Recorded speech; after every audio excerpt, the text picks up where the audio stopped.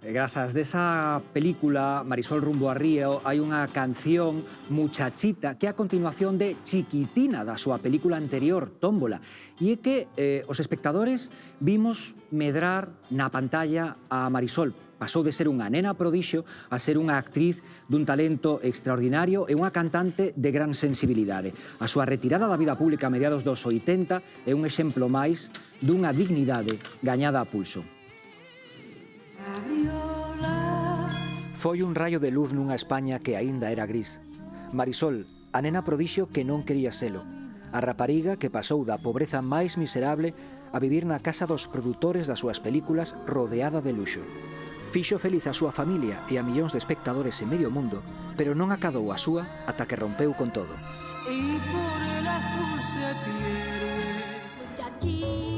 Con 12 anos recibiu o premio a mellor actriz infantil na Mostra de Venecia e con 72 non quixo recoller en persoa o Goya de Honor. Neses 60 anos cambiaron moitas cousas. Xiras mundiais para presentar as súas películas infantís.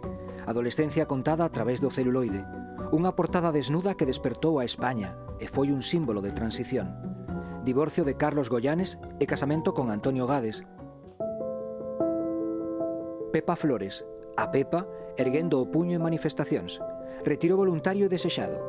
Dúas fillas que se adican ao espectáculo, pero Pepa fuxindo dos fotógrafos. A felicidade coa súa última parella, Máximo.